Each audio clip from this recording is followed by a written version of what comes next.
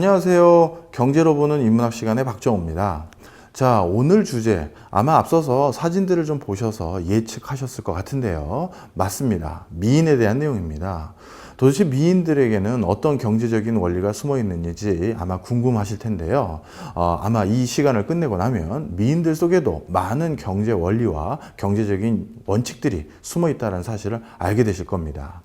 오늘 미인을 통해서 저희가 살펴보고자 하는 가장 큰 원리는 바로 희소성입니다. 희소성이라고 하면요, 우리 경제학이 태동하게 된 가장 근원적인 이유이기도 한데요. 드물 희, 적을 소 해서 드물고 적은 특성을 희소성이라고 합니다. 우리의 욕망은 끝이 없는데 우리의 용돈, 월급, 재산은 어떻습니까? 한정적이죠. 바로 이렇게 우리가 가진 자원이 희소하기 때문에 우린 이 속에서 무언가는 포기하고 무언가를 선택하게 됩니다. 바로 경제학은요, 이러한 선택을 도와주기 위해서 태동한 학문인데요.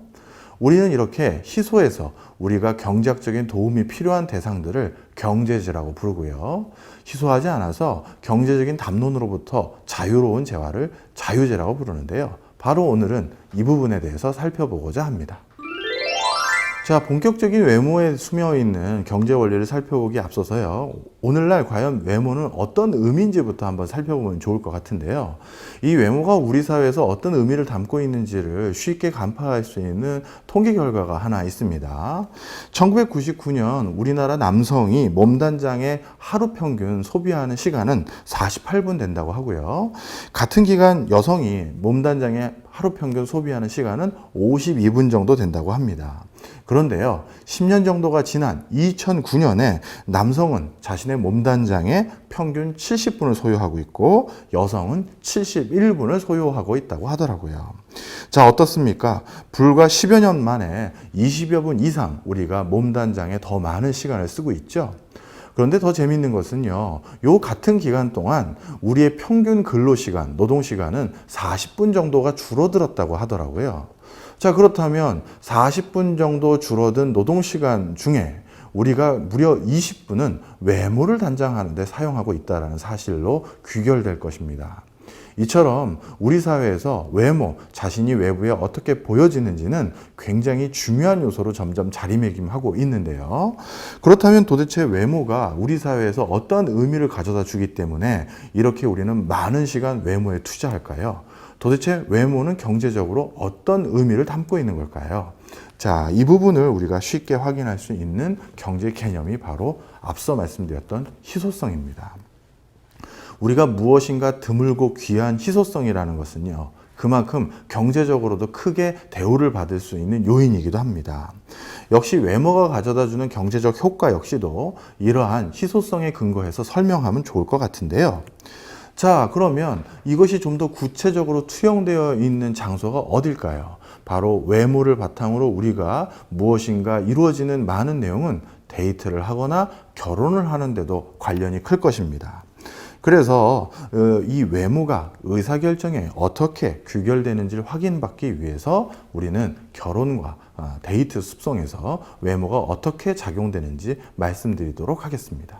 우리는 아마 결혼을 하기 전에 데이트부터 먼저 해야겠죠. 데이트와 관련돼서 이성을 어떻게 고르는지에 대한 재밌는 실험이 하나 있었는데요. 미국의 노스캐롤라이나 대학에서 여학생들의 비율을 조정해서 재밌는 실험을 한번 했었습니다. 여학생의 비율이 47%에서 85% 사이 정도로 되는, 즉 여학생이 오히려 과반수 이상인 대학인 30개 대학에서요, 해당 여학생들의 페이스북 사진을 바탕으로 여학생들의 외모를 평가를 했는데요. 자, 이들 학교 같은 경우는 여학생의 비중이 더 크기 때문에 상대적으로 남학생들이 더 적습니다. 바로 이런 학교에서 여학생의 외모를 평가했을 때랑요, 반대로 남학생의 비율이 낮고 여학생의 비율이 높은 곳이 아니라 반대로 여학생의 비율이 낮고 남학생의 비율이 높은 곳에서는 상대적으로 여학생이 적기 때문에 그 적은 여학생들의 외모에 대해서 더 높은 평가를 냈다고 합니다. 즉 무슨 얘기냐? 희소한 자원에 대해서 우리가 더 높은 가치를 부여하고 있다는 사실이 이렇게 외모에서도 확인되고 있는 거죠. 여학생 비율이 더 적어서 그 과정에서 여학생들이 희소하기 때문에 그 여학생들의 외모에 대해서도 더 높은 평가를 하게 된다는 내용입니다. 자, 그렇게 남녀 대학생들이요, 자신이 데이트를 하기 전에 상대방의 호감도를 보이게 될 수 있는 외모에 대해서도 이렇게 희소성의 영향을 받게 되는데요. 또 다른 통계도 있습니다. 만남 전에요, 참가자들에게 외모에 대한 점수를 책정하고요. 또한 이들의 대학 시절 SAT 점수도 함께 제시를 한 실험 결과가 있는데요. 그 결과 남학생들은 여학생들의 외모를 바탕으로 데이트를 하고 싶거나 좀 더 선호도를 보이는 여성들을 선별했다고 합니다. 이에 반대로요, 여학생 같은 경우는 남성의 외모보다는 남성의 SAT 점수, 어떻게 보면 지적인 수준에 대해서 더 높은 가중치를 부여하고 선호도를 보였다라고 하는데요. 자, 이것은 무슨 얘기냐? 남성과 여성이 상대방을 고를 때 서로 다른 지점에 대해서 가중치를 부여하고 있다는 사실입니다. 이러한 사실은 단순히 미국이라는 공간에서 생기는 특수성만 있는 것은 아니고요. 최근에 비슷한 연구가 중국에서도 수행이 됐었는데요. 역시 중국에서도 남학생은 여학생의 외모를 중심으로 좀 선호도를 보이는 반면에 여학생은 남학생의 학교라든가 그 밖의 지적 수준에 대해서 더 큰 가중치를 부여하고 있다는 사실이 동일하게 드러난 바 있습니다. 따라서 이렇게 남과 여가 상대방에 대해서 어떠한 측면을 중요시 여기는지는 어떤 특정 국가의 문화적인 상황 때문에 그런 것이 아니라 보편적인 특성을 보이고 있다는 사실이 또한 학계에서 다시 한번 놀라움을 자아냈는데요. 자, 이후 다양한 또 실험들이 전개됐는데요. 인터넷을 통해서 데이트 서비스를 제공하는 사이트에서도요, 이렇게 외모와 그 기타 학력 등에 대한 사항들을 차등적으로 보여줬을 때도 동일한 결과가 나왔다라고 합니다. 이러한 연구 결과를 결국 종합해보면 남성은 여성의 외모를, 여성은 남성의 경제적인 성공 가능성에 중요도를 부여하고 있다는 사실을 알 수 있습니다. 자, 이렇게 데이트를 하는 과정에서도요, 상대방을 평가하는 데 있어서 한쪽은 외모, 한쪽은 외모가 아닌 무엇인가로 이렇게 평가를 하는데요. 하물며 결혼을 할 때는 더욱더 이러한 요소들이 중요하겠죠. 데이트를 한번 잘못했을 때는 저녁 시간을 버리거나 저녁 식사값을 버리는 수준에 그치지만 결혼 상대를 잘못 고르는 것은 돌이킬 수 없는 커다란 경제적, 사회적, 문화적 손실을 입게 됩니다.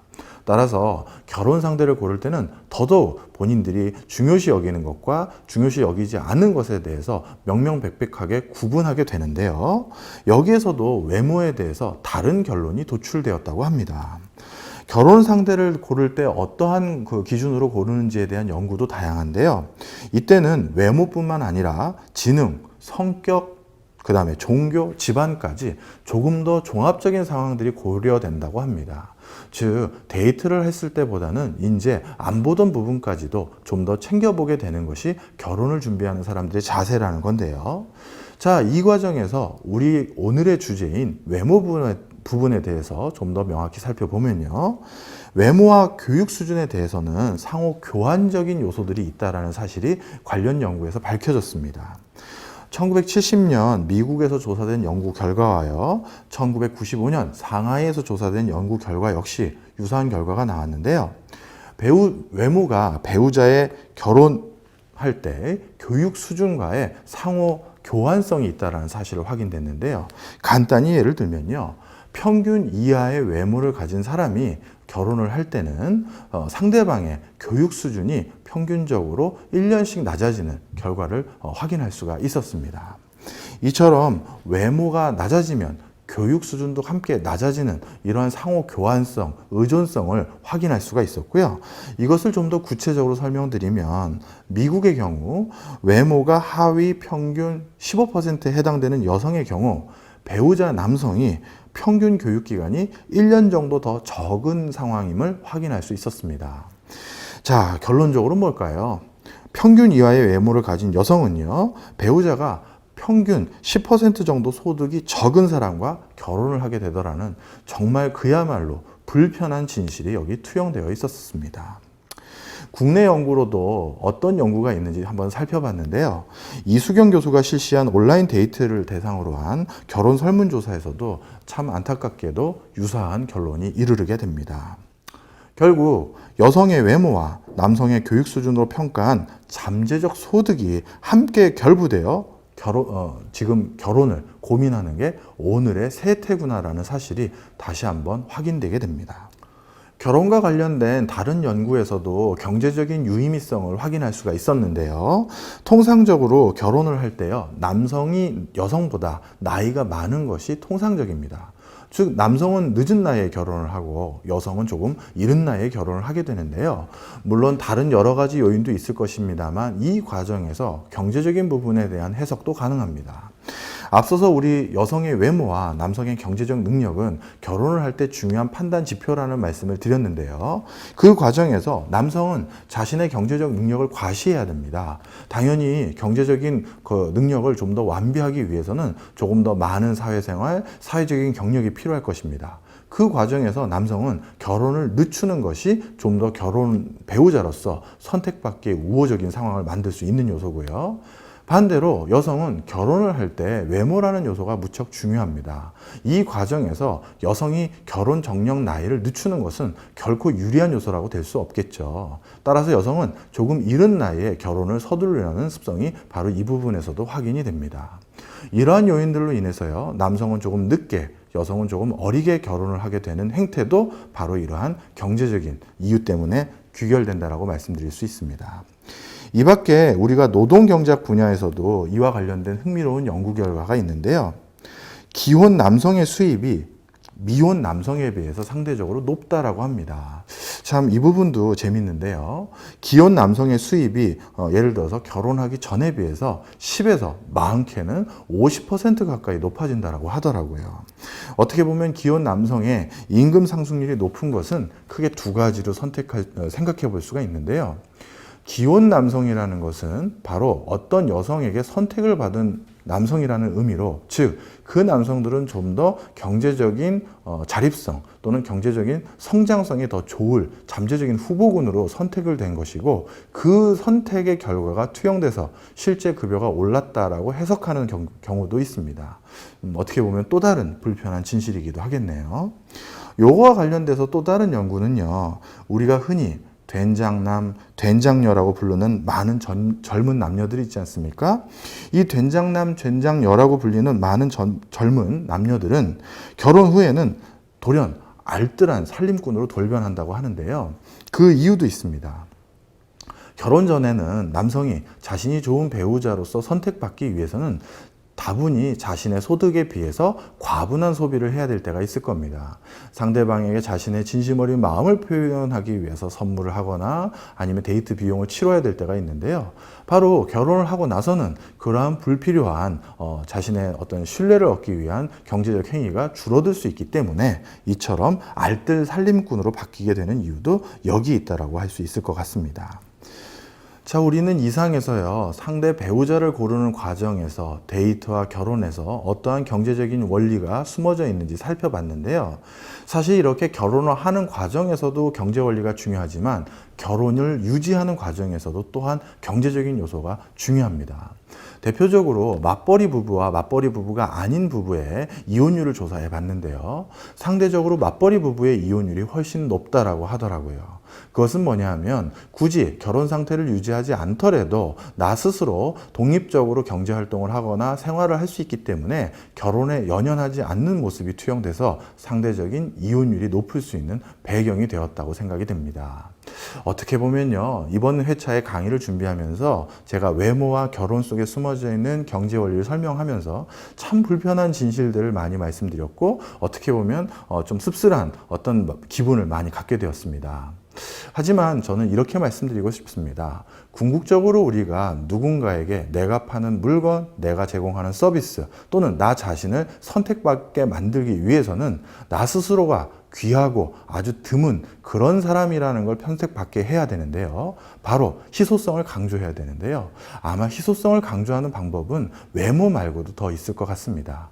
여러분들이 지금 가지고 있는, 나만 가지고 있는 또 다른 매력이 무엇인지를 찾아서 다른 사람에게 어필한다면 우리가 꼭 외모가 아니라 다른 방법으로도 나 자신을 선택받게 하지 않을까 하는 생각이 듭니다. 여기서 마치겠습니다.